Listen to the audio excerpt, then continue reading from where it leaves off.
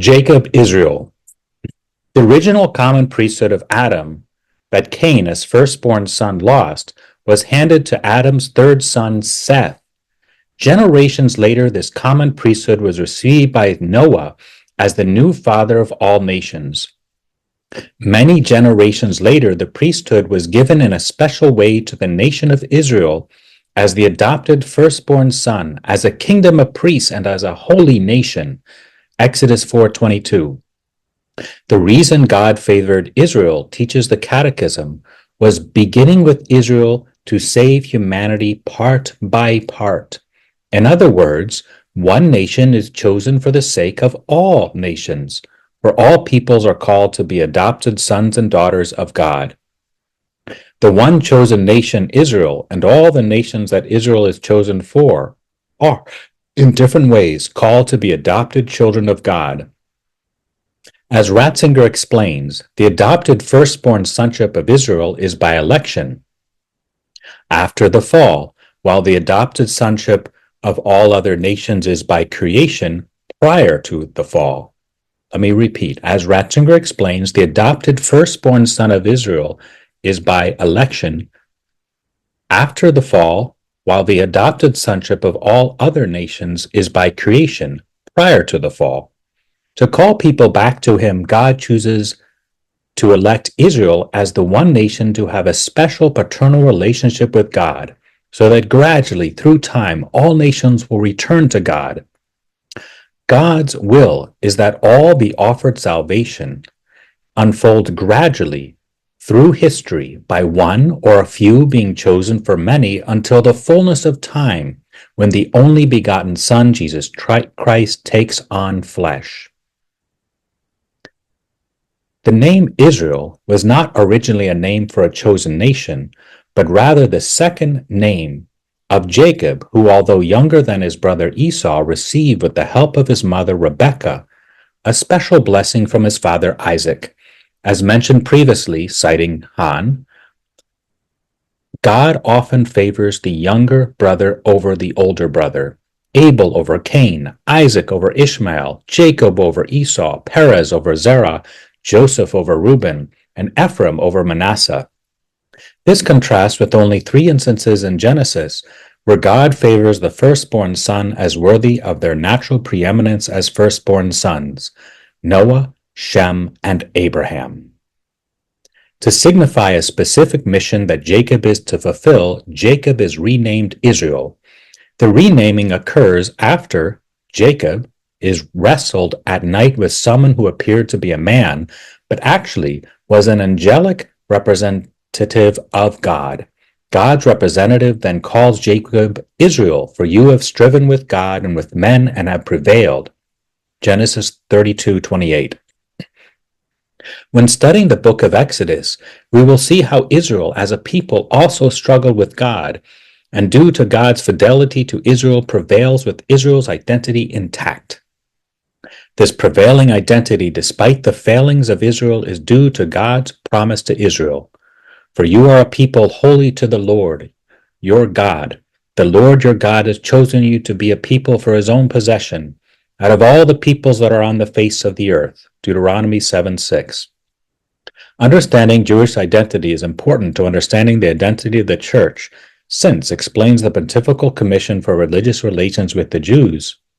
And I quote, "In spite of the historical breach and the painful conflicts arising from it, the Church remains conscious of its enduring continuity with Israel.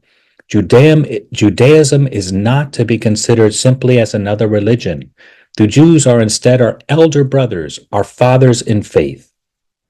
Since Catholicism has not totally replaced the role of Judaism, the Jewish people of today, and not only those before the coming of Christ, are still our elder brothers and fathers in the faith. St. Paul teaches the Catechism, affirms the continued status of the Jewish people as God's first chosen people with, "For the gifts and the call of God are irrevocable." Romans 11:29. To understand the message of Jesus properly, asserts Benedict XVI, Jesus' words must not be separated from the context of the faith and hope of the chosen people. Otherwise, we risk completely misunderstanding Jesus, his message, and mission of, beginning with the Jewish people to gather all people together. The continued chosen covenantal status and hence unique identity of the Jewish people in relationship to the church gathered together by Christ does not mean that there are two parallel ways to salvation, for as an extension of Jesus' presence in time, the church proclaims that Jesus Christ is the universal mediator of salvation, and that there's no other name under heaven given to the human race by which we are to be saved. Acts 4:12. This raises the question, observes Cardinal Dulles, that if there are not two ways of salvation, one for the Jews and one for Christians, then does this mean there's only one covenant, the New Testament? Has the New Testament with its new covenant completely replaced the Old Testament and its covenants? If so, then how can the Jewish people retain their unique chosen status? In attempting to answer these questions, Dulles divides the Old Covenant with its various covenants into three ways: as law, as promise, and as interpersonal relation with God. The Old Covenant, as understood from the perspective of law, can be further subdivided into moral laws, purity laws, and laws of worship. With respect to moral law, as summarized in the Ten Commandments, the Old Covenant continues into the New Testament and by the Jewish people. With respect to purity laws and laws of worship, however, Catholicism believes these have found their fulfillment in Christ, for they were signs pointing to him. With respect to the promises God made to the Jewish people, these also have found their fulfillment in Christ. Dulles quotes from Paul with, "For the promises of God find their yes in him," 2 Corinthians 1:20. However, Dulles clarifies, and I quote, that human beings still have to enter fully into that fulfillment. God is still leading the elect toward the fullness of truth and life in Christ. Finally, with respect to the Old Testament as an interpersonal relationship, as Dulles states it, Dulles strongly argues that in this way the Old Covenant retains its validity and that Israel has not ceased to be the people of God, for as pointed out previously, the gifts and the call of God are irrevocable, Romans 11:29, since God is a God of relationship, the God of Abraham, the God of Isaac, and the God of Jacob. The relationships God establishes and commits himself to endure. For this reason, Dulles explains, and I quote, Pope John Paul II spoke of the Jews as a covenant people.